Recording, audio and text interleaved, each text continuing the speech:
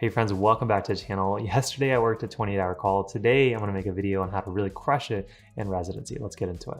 Now, whenever somebody asks me about how residency is going, my mind instantly goes to that MCAT ad that you've probably seen on YouTube that goes, "The MCAT is hard." In regards to residency, you could really take that clip and just make it say this. Residency is hard and residency is important. But with that out of the way, let's really talk about some must-haves and lifesavers in residency that truly have saved my butt my first 2 years of residency, and hopefully it'll do the same for you. So first, let's talk about some of the best apps that you should have for residency. Now, I've made a full video on some of the best apps that I use right here, and so that's really where I go into more detail, so definitely check that out. But here, as you guys can see, I have a medical folder that I have in my phone that have really my favorite apps put into one place. Some of my favorites include MKSAP, and MKSAP, if you're unfamiliar, is basically the equivalent of UWorld, but for residency and preparing for things like board exams that you have to take and licensing exams that you have to take as an actual physician. So this is something that I'll do when I have some downtime, and I'll quiz myself on various things. And all these questions are clinical vignettes that ask me about very nuanced things and then give me explanations, very similar to UWorld. Other resource that I really enjoyed using, especially when I was brand new and started intern year, is MD on Call. So if you're not really sure how to take care of certain things and you get paged for your patient having a headache or having nausea and vomiting or having pain and not really sure, like, what should I give them? What's like the best thing? Should I give them IV, PO? Can I go to an opioid? Like, what type of things should you be considering and doing? This nicely breaks it down. It is a paid app, but I only had to pay for it once and install my phone. And sometimes I still use it because it's been a while since I've managed one specific problem. So it's a great app to have on my phone. And two other apps that I really enjoy going to, obviously UpToDate. If you are a medical student, you have used this as your Wikipedia. So for example, I was looking on just the confirmation of treatment for H. pylori in patients and the various types of treatments. So you can quickly read and have a nice little paragraph about that respective topic, and then have various links that you can jump to. And there's a few other apps that I have in this folder that I go more into depth on that best apps for physicians video that I've made. So definitely check that out to get a full inside preview. Next, in regards to residency must-haves you should consider are high-yield texts in the respective field that you're going into. So for example, I'm in internal medicine, so I'm going to share with you some of the texts that I've used over the past 3 years. And for certain fields like ICU, which I really didn't do as a medical student, but then suddenly you have to take care of patients on ventilators and with pressors that are really, really sick, I wanted to make sure I had a good text that I could easily refer to. So one of my favorites, and I'll put all these links down below, is this book right here. This is the ventilator book. So if you at all have to ever manage somebody on a breathing machine, a ventilator, and you really want to know all the various features, then this is definitely a book I recommend checking out. It's super short, very easy to read. I think I finished this book in like 3 or 4 days, and you can easily come back to this. So sometimes if I'm on ICU rotation, I just put this in my backpack. So if I'm like forgetting how to manage a certain patient or certain settings, I can just go back to this, and it's super helpful. Similarly, if you want to learn about more things such as ICU care, here is one of my favorite books that I used when I was starting out. So this is the Little ICU book, which is definitely not little at all, as you guys can see. Definitely very oxymoronic, but it is very high yield. So you can flip through it and learn about anything such as acute kidney injury, or ARDS, or platelets and plasmas. So I would definitely recommend kind of keeping this with you to be used as kind of a textbook. And if you're very nervous about ICU, you can go to those topics that you just don't know anything about and learn about those first. And then as you're going through your block and your rotation, and for the remaining topics, you can come back when you have some downtime, which for ICU, let's be real, doesn't really happen. And then lastly, as like a broad general kind of topic, things to know, again, I'm in internal medicine, so MKSAP always makes kind of a board basics review for whatever specialty you're in. So I'm in internal medicine, so this is the book that I was given by my institution. But basically you can kind of think of this as like a step up to medicine version, but for residents.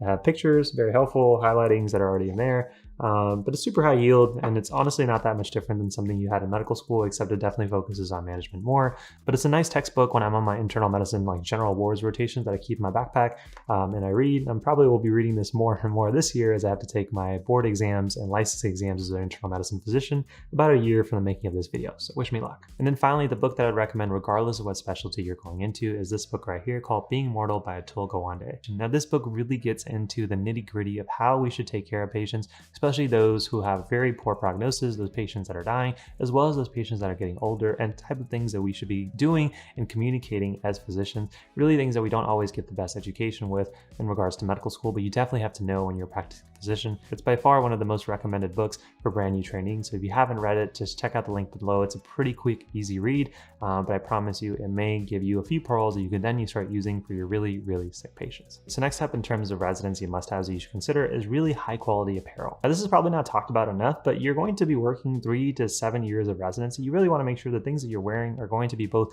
comfortable as well as functional. Now, I know when I started residency, I actually got some scrubs given to me by my institution with my name on it, and it felt great, but they're just baggy and not really the most comfortable or attractive looking, where you go into work and feel like you're confident. So thankfully, when I started out, my wife gifted me for my birthday a pair of figs, and you don't have to buy figs by any means, but they're high quality scrubs that, one, allow you to embroider your name the way you want to see it. So these are my favorite in personal color, and I'll definitely be getting more in the future. But in addition to being very comfortable, they're also very functional. One of the things that I hated before is having scrub bottoms that just never had any pockets. Like, why do people do that? I could never put my pagers and my notes and my pens anywhere. But thankfully, after getting my pair of scrubs, now my pant bottoms have like 6 to 7 pockets, which I don't really know what to do with all of them, but it's definitely better to have more than less. So I definitely recommend for residency, slowly but gradually growing your attire that you can wear at work, feel comfortable, and then allows you to have that functionality for sure. In addition to what you actually wear, make sure that what you walk on is also very functional. We don't always think about how many steps we take in a day, but for me, for a normal shift, it's anywhere from 10 to 12,000 steps.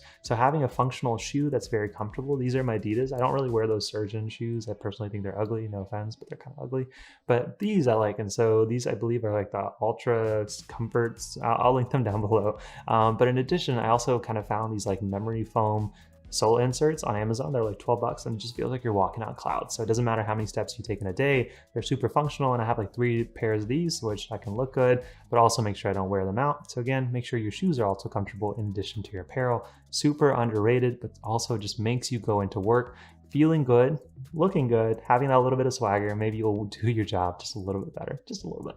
Now, the next residency must-have that you really need to have is a nice system to kind of keep all your dates and to-do items in one place. So I personally use my phone for everything. So as you guys can see, I have a calendar that I use here that's used through Google Calendar and then just syncs through my phone. So I can see not only my shifts, but also things that I have for things like the business. So if I have a coaching call coming up with any one of the students that I work with, it'll be linked down below, as well as any personal events. So having that calendar front and center on my homepage of my phone works really well. And a lot of you guys have probably seen the things that I've shared with Notion. I'll link below and link right here a video of how I use Notion to simplify my life. But it's also things where I can just add a quick to-do list. And then that gets transferred into my Notion system. So every day I wake up and I'll be like, oh, these are what I'm going to have to do for both residency, personal, as well as academic life, all just put into one place. Your life gets really busy with residency. You still have personal responsibilities, and now you have adult responsibilities like insurance and bills if you didn't have those already. So having that in one place that you kind of use your own system is going to be super necessary and super effective. So if you want to see my own personal system, you guys can check out this video on how I use Notion right here, step by step, and I'll also link it down below. Finally, to end this video of residency must-haves is quality technology. This goes super underrated and not talked about enough, but you are now a full-time physician. You are somebody who's going to be relied upon, and you can't really use your technology like you did as a medical student for the reason that you weren't able to do your job functionally. So one of the things you definitely need to have is a high-quality phone with a good carrier and service plan. This will vary depending on where you are in the world and country, but to have a phone like I did when I was in medical school that doesn't work in the hospital is like useless. You know, people are going to page you, people are going to text you, and you want to make sure not have the excuse, oh, my phone wasn't working, sorry about that. So make sure you have a high quality phone. This is the OnePlus 8. I've had this for 2 years, and it's super high quality, but it also has the most important part, which is the battery lasts a lot throughout the day. I think like 12 hours is what I'm currently getting for it, with heavy use throughout the day. But having a phone that is relatively new or high functioning that can get you through the day and doesn't kind of like drop calls, miss text messages is going to be super clutch. And on a similar note, other pieces of technology that you use on a daily basis, things like a high quality laptop, are definitely things that you need to invest in. Now, I've made a full video on this right here on the best laptops from medical school, but they also transfer over to residency. My favorite that I currently still use to this day is the HP Spectra laptop 2-in-1.